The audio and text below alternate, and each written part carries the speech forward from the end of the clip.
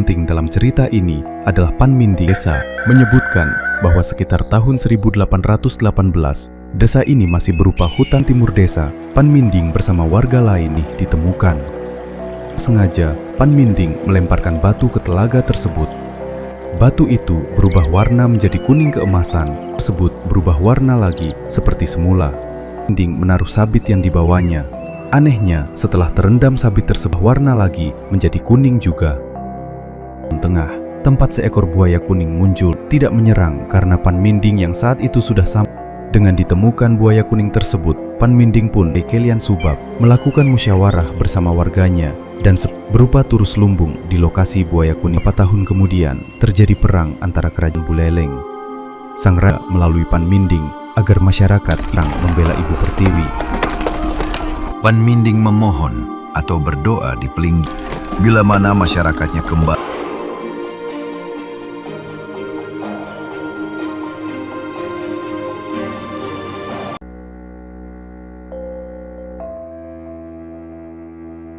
Cerita turun-temurun dari para tetua desa menyebutkan bahwa sekitar tahun 1818, desa ini masih berupa hutan alang-alang dengan jumlah penduduk sangat sedikit. Salah satu tokoh penting dalam cerita ini adalah Pan Minding, seorang penggembala ternak. Suatu hari, saat menggembalakan ternaknya di ujung timur desa, Pan Minding bersama warga lain menemukan aliran air jernih yang mengalir dari timur ke barat. Rasa penasaran membawa mereka ke hulu sungai, tempat sebuah sumber air berupa telaga dengan air jernih ditemukan. Kejadian aneh terjadi saat tanpa sengaja Pan Minding melemparkan batu ke telaga tersebut. Batu itu berubah warna menjadi kuning keemasan. Saat batu diangkat, batu tersebut berubah warna lagi seperti semula. Karena penasaran, Pan Minding menaruh sabit yang dibawanya. Anehnya, setelah terendam sabit tersebut, berubah warna lagi menjadi kuning juga.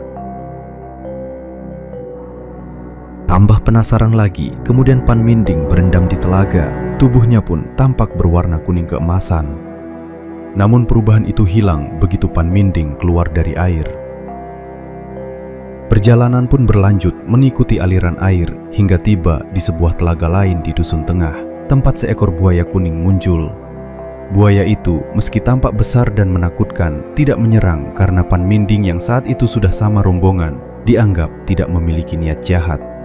Dengan ditemukan buaya kuning tersebut, Pan Minding pun yang waktu itu menjabat sebagai Kelian Subak melakukan musyawarah bersama warganya dan sepakat membangun tempat pemujaan Pelinggih berupa turus lumbung di lokasi buaya kuning ditemukan.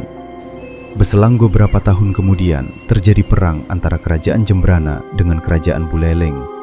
Sang raja kemudian memberikan sabda melalui Pan Minding agar masyarakat ikut berperang membela Ibu Pertiwi.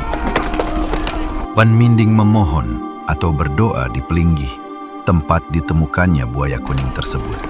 Bila mana masyarakatnya kembali dengan selamat dari peperangan, daerah tersebut akan diberi nama Desa Yeh Kuning.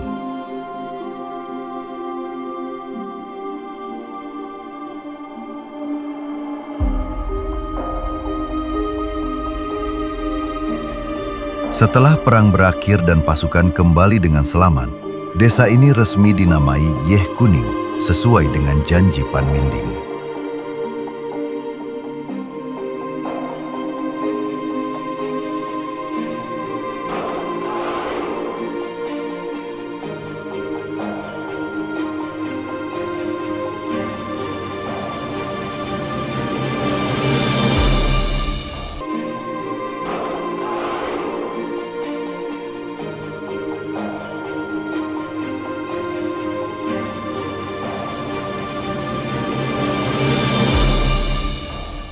Kisah Telaga Kuning dan Buaya Emas masih menjadi cerita yang hidup di masyarakat Yeh Kuning. Hingga kini, Pura Ulun Kuning menjadi simbol sejarah desa yang penuh misteri ini.